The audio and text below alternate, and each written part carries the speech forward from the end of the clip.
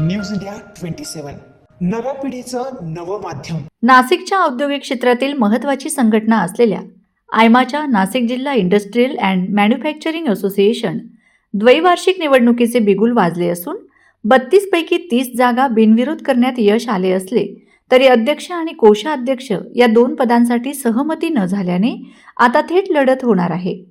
या पार्श्वभूमीवर एकता पॅनलने आपल्या प्रचाराचा झंझावात सुरू केला असून उद्योजकांमध्ये मोठा उत्साह पाहायला मिळत आहे। अध्यक्षपदाचे उमेदवार ललित बुब आणि कोषाध्यक्षपदाचे उमेदवार हर्षद बेळे यांच्या विजयासाठी एकता पॅनल मैदानात उतरले आहे। ज्येष्ठ मार्गदर्शक आणि माजी अध्यक्ष JR वाघ, विजय तलवार, संदीप सोनार, धनंजय बेळे, ज्ञानेश्वर गोपाळे आणि वरुण तलवार यांच्या उपस्थितीत गुरुवारी सकाळी सुदाल कंपनीच्या मंदिरासमोर प्रचाराचे नारळ वाढवून जोरदार शुभारंभ करण्यात आला। यावेळी उद्योजकांच्या हितासाठी आणि आयमाच्या उज्ज्वल भविष्यासाठी तरुणांच्या पाठीशी खंबीरपणे उभे राहा असे आवाहन ज्येष्ठ उद्योजकांनी केले। दरम्यान उद्योजक कोणाच्या पारड्यात आपले मत टाकणार याकडे आता संपूर्ण नाशिकचे लक्ष लागून आहे। यावर्षी आपल्या या BOP आहे, BOPने आपले प्रेसिडेंटचं निवड जी केली होती ती ललित बुबचं गेल्या वर्षीचं 2 वर्षाचं जे काम होतं ते बघून केलेलं आहे। आणि आपल्याला पुढचं कुंभमेळ्याची वेळ आहे आणि कुंभमेळ्याला माणूस असा पाहिजे की जो सहजपणे काम करेल आणि समाजाला आणि इंडस्ट्रीला फायदा होईल, म्हणून आम्ही त्यावेळा तो निर्णय घेतलेला आहे। आणि मला खात्री आहे की आपली असोसिएशन आणि आपल्या सगळे सभासद त्या निर्णयाशी राहतील आणि आपण एक मताने बहुमताने निर्णय घेऊ। त्यामुळे आपले जे 2 कॅन्डिडेट आहेत, ऑलरेडी 25 कॅन्डिडेट निवडून आलेले आहेत, त्यांचं अभिनंदन करूया। आणि 2 कॅन्डिडेट जे प्रेसिडेंट आणि बेळे ह्या दोघांचा यांच्या ग्रुपचा आम्हाला स्थापनेपासून फायदा आहे। स्थापनेमध्ये यांचे जे वडील होते ते आमचे खरं म्हणजे अनऑथराइज ट्रेजरर होते। केव्हाही पैसे लागले तर फक्त फोन करायचा किंवा सांगायचं, तेवढं फोनही नव्हते पण पैसे मिळायचे। आणि बेळे तर तुम्हाला कल्पना आहे, बेळे पण आमच्याबरोबर त्यावेळेला होता। घोळे म्हणजे एक ग्रुप होते।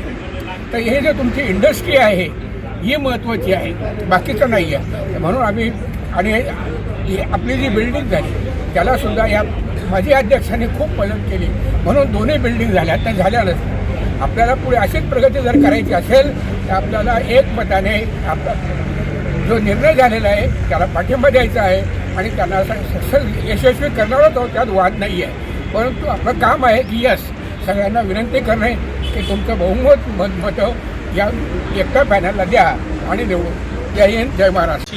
आपण प्रचाराची सुरुवात केलेली आहे आणि यामध्ये ललितजी बुब आणि हर्षदजी बेळे हे आपले एकता पॅनलचे कॅन्डिडेट आहेत।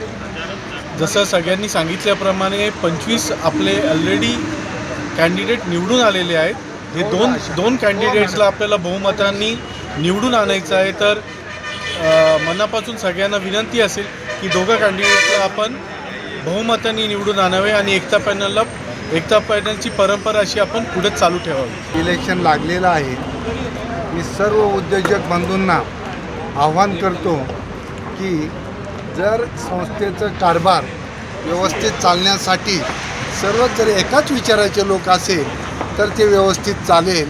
खरं तर आता समोरच्या पॅनलने निवडणूक लढवण्याचं काही कारण नव्हतं, कारण बाकीची जी OB आणि EC ही अनअपोज एकता पॅनलची निवडून आलेली आहे। हे दोघेजण जर विरोधी विचाराचे लोक तिथं आले तर या EC आणि OB बरोबर काम करणं दोघांनाही अवघडल्यासारखी परिस्थिती होणार आहे। आणि इंडस्ट्रीचा जर विचार करता आपण सर्व सुज्ञ आहात लोक आणि एका विचाराचे लोक इथे निवडून द्याल आणि अध्यक्षपदाचे उमेदवार जे ललितजी बुब आहेत आणि ट्रेझररसाठी हर्षदजी बेळे आहेत यांना आपण प्रचंड बहुमताने निवडून द्याल। यापूर्वी आपण असे 30 वर्षे एकता पॅनलच्या पाठीशी राहिलेले आहात, यापुढेही आपण तशीच साथ द्याल असंही मला खात्री आहे। आणि पुनश्च एकदा आपल्या सर्वांना आवाहन करतो की एका विचाराचे लोक संस्थेमध्ये द्या, म्हणजे एक दिलाने काम चालू राहील। आणि एवढे बोलून मी माझं भाषण संपवतो। Industries and manufacturers association Aima या संस्थेची 2026 ते 2028ची निवडणूक येत्या 30 जानेवारी रोजी भू घातलेली आहे. खऱ्या अर्थानं बघितलं तर सर्व माजी अध्यक्ष असतील, सर्व सभासद असतील, ज्येष्ठ मंडळी असतील, यांना ही निवडणूक होऊ नये अशाच मताचे सर्वजण होते. त्या दृष्टीने सगळ्यांनी पावलंसुद्धा उचललेली होती. परंपरेप्रमाणे सर्व इच्छुक उमेदवार असतील, सर्व आत्ताची कार्यकारिणी असेल, यांच्याशी बैठका घेऊन चर्चा करून एक मताने एक दिलाने कसं ही निवडणूक होणार नाही आणि आयमाचं काम वरती नेता येईल असा प्रयत्न असताना लोकशाहीमध्ये जे स्वातंत्र्य असतं त्या दृष्टिकोनातून आज ही निवडणूक आपल्यावर आलेली आहे. आणि त्यामुळे ज्या श्रेष्ठांच्या, माजी अध्यक्षांच्या आणि एकता पॅनलच्या परंपरेनुसार आज अंबड असो, सातपूर असो, सिन्नर असो, इगतपुरी असो किंवा दिंडोरी असो, इथल्या 5ही तालुक्यांच्या माध्यमामध्ये असलेले जे सर्व सभासद आहेत यांना विश्वासात घेऊन एकंदरीत चर्चा करून एकता पॅनलच्या माध्यमातून विद्यमान अध्यक्ष ललित बुब यांनाच पुन्हा उमेदवारी देण्यात आलेली आहे. तसेच ट्रेझरर खजिनदार या पदासाठी हर्षद बेळे यांना उमेदवारी देण्यात आलेली आहे. पॅनलचे इतर सर्व उमेदवार हे बिनविरोध निवडून आलेले आहे. त्याचा आनंद आहे आणि सर्व उद्योग जगतामधून याचं स्वागत होत असताना, सर्व उद्योजक याचं कौतुक करत असताना या 2 पदांसाठी मात्र आपल्याला निवडणुकीला सामोरं जावं लागणार आहे. आणि मला खात्री आहे की येणाऱ्या 30 जानेवारीला एकता पॅनलच्या पाठीमागे सर्व उद्योजक प्रचंड ताकदीने उभे राहून या दोन्ही उमेदवारांना निवडून देऊन एकता पॅनलचं निर्विवाद वर्चस्व जे फक्त आयमाच नव्हे तर जिल्ह्यातल्या सर्व औद्योगिक संघटनांवर एकता पॅनलच्या माध्यमातून नेतृत्व आहे ते पुनश्च एकदा बहाल करतील आणि नाशिक जिल्ह्याचा विकास जो एका टप्प्यावर थांबलेला आहे त्याची पुढे वाटचाल करण्याकरता यांना ताकद देतील अशी मला खात्री आहे. मी सर्वांना विनंती करतो की आपण एकता पॅनलच्या या दोन्ही उमेदवारांना प्रचंड ताकदीने, प्रचंड बहुमताने निवडून द्या. धन्यवाद.